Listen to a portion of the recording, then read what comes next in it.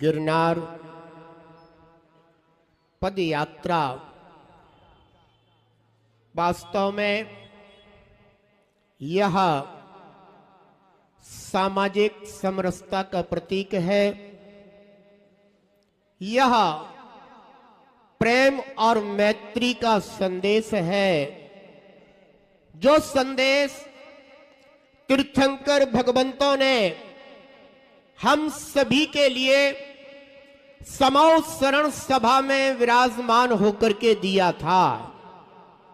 आज आप सभी को विदित है, पता है, प्रथम तीर्थंकर आदिनाथ भगवान का जन्म तप कल्याणक महामहोत्सव का दिन है।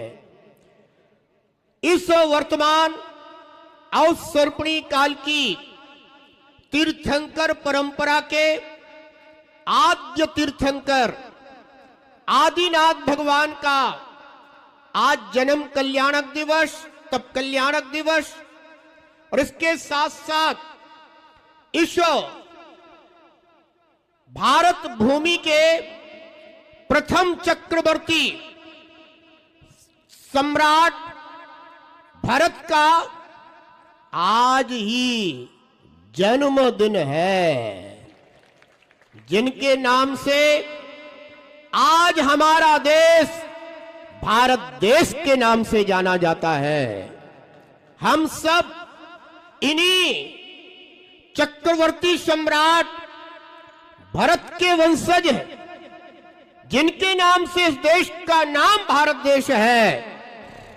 उन्हें तीर्थंकर आदिनाथ के हुए पुत्र थे और तीर्थंकरों की परंपरा में 22वें तीर्थंकर भगवान नेमिनाथ स्वामी, जो वास्तव में एक सर्वमान्य तीर्थंकर रहे हैं, जिनका संपूर्ण विश्व में स्मरण किया गया है, वंदन आराधन किया गया है। यही कारण है कि भगवान नेमिनाथ स्वामी केवल जैन शास्त्रों में ही स्थान नहीं पा सके, उनके साथ साथ उन्होंने विश्व के समस्त जो भी उस समय के लेखक रहे, विद्वान रहे, शास्त्रज्ञ रहे, उन्होंने उन्हें अपने शास्त्रों में भी वंदन किया है, स्मरण किया है। ऐसे भगवान नेमिनाथ स्वामी की निर्वाण स्थली श्री सिद्ध क्षेत्र गिरनार जी उर्जियंत गिरी, वहां यह श्री नेमी गिरनार धर्म पद यात्रा आज दिल्ली से प्रारंभ हो रही है। और इस गिरनार धर्म पद यात्रा के साक्षी आप सभी हैं। ये आपके लिए गौरव की बात है और हमेशा स्मरण रखने वाली बात है। और ऐसे समय पर श्वेतांबर परंपरा के ज्येष्ठ श्रेष्ठ आचार्य लोकेश मुनि जी भी यहां उपस्थित हुए हैं। ये जैन समाज की एकता का संदेश है। बंधुओं, ये संदेश आज की सभा से केवल दिल्ली तक नहीं पहुंच रहा है, ये संदेश भारतवर्ष में ही नहीं पूरे विश्व पटल तक पहुंच रहा है। हमें इस संदेश को ही तो जन जन तक पहुंचाना है, और ये जन जन तक संदेश पहुंचाने के लिए ही विश्व जैन संगठन, मैं ये कहूंगा, आज मैं ये बात कहूंगा कि इस भारत भूमि पर अनेकों जैन संगठन है, अनेकों जैन संगठन है, लेकिन पवन जी गोधा अभी अपने वक्तव्य में बहुत ही प्रेरक बातें बोल रहे थे।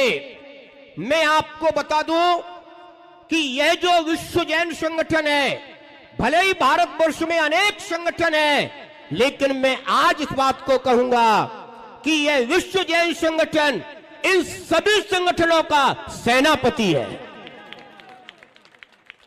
ये इतनी लंबी पदयात्रा यहां से प्रारंभ कर रहे हैं, दिल्ली से, भारत की राजधानी से, जो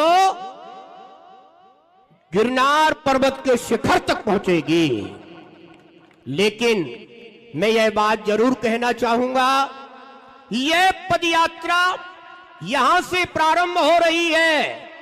भारतवर्षीय जैन समाज एवं जैनेतर समाज इस यात्रा का जहां जहां से यह यात्रा आगे बढ़े, सभी इसका तहे दिल से स्वागत करें।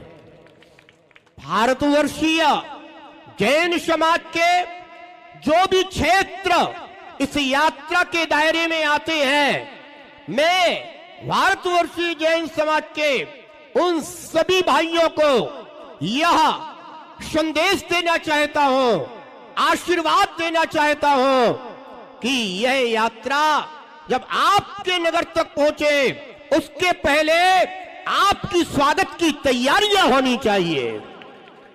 और इस यात्रा को जब भी संजय जी और आपका पूरा संगठन और सकल समाज, मैं बलबीर नगर समाज को भी बहुत बहुत आशीर्वाद दूंगा, जिन्होंने इस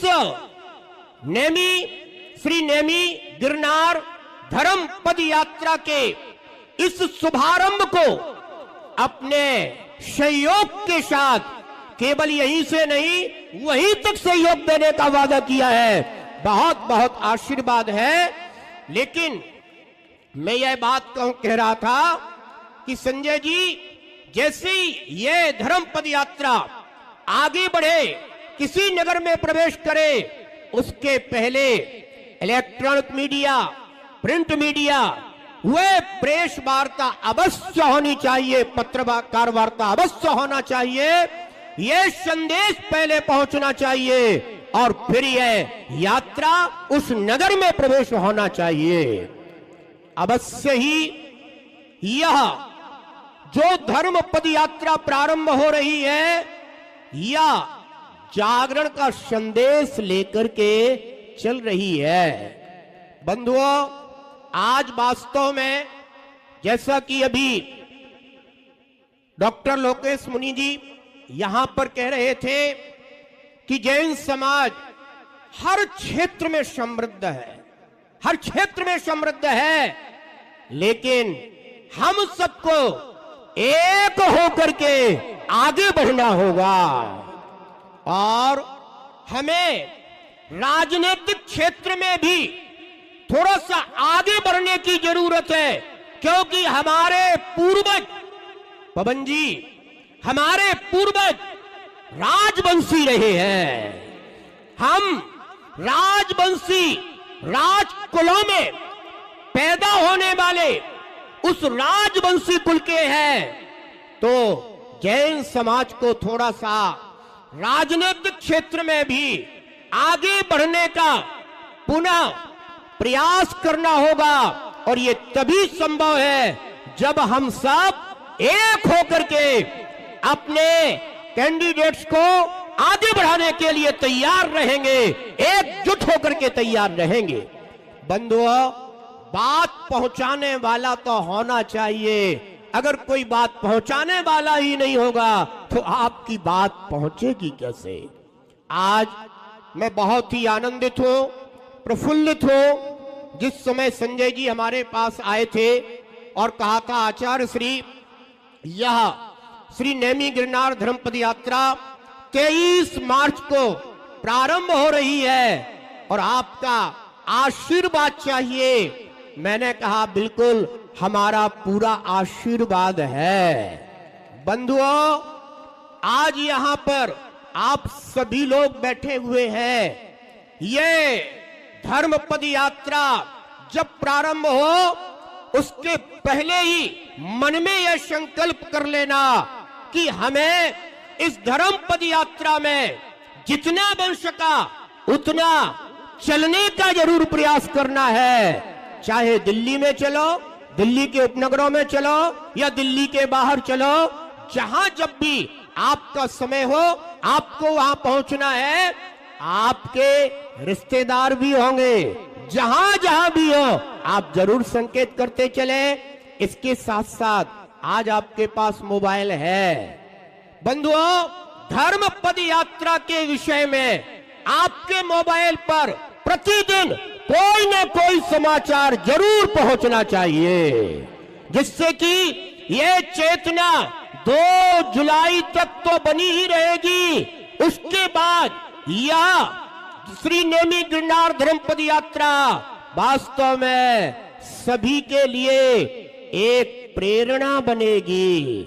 हमारे जितने भी तीर्थ क्षेत्र हैं, अन्य स्थानों पर जितने भी ऐसे संगठन हैं, उन सबके लिए भी ये एक प्रेरणा होगी कि हमें भी जैसे दिल्ली से विश्व जैन संगठन के नेतृत्व में ये यात्रा निकली थी, हम भी अपने आसपास के तीर्थ क्षेत्रों पर इसी तरह यात्रा निकालेंगे।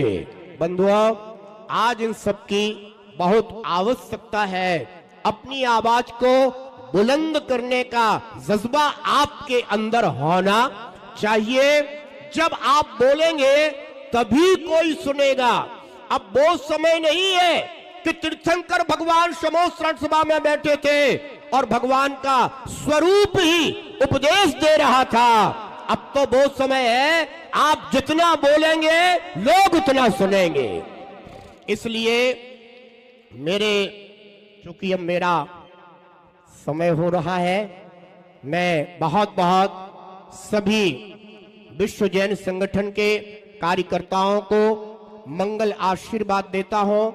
इसके साथ साथ सकल जैन समाज दिल्ली, एनसीआर, जिन जिन का यहाँ पर सहयोग बना है, सभी के लिए मेरा मंगल आशीर्वाद है। और आज आचार्य डॉक्टर लोकेश मुनि जी यहाँ पर उपस्थित हुए हैं। मैं बहुत ही आनंदित और प्रफुल्लित हूँ। और समय समय पर, जैसा कि अभी बताया था, मैं यदि उस राह पर हुआ तो अवश्य वहां पहुंचने का प्रयास करूंगा। और समय समय पर विभिन्न आयोजनों में हम एकता का संदेश देते रहेंगे और जागरण करते रहेंगे। इसी शुभ भावना के साथ कि जिन तीर्थ प्राण थे हमारे प्राण रहेंगे, जिन तीर्थ प्राण थे हमारे प्राण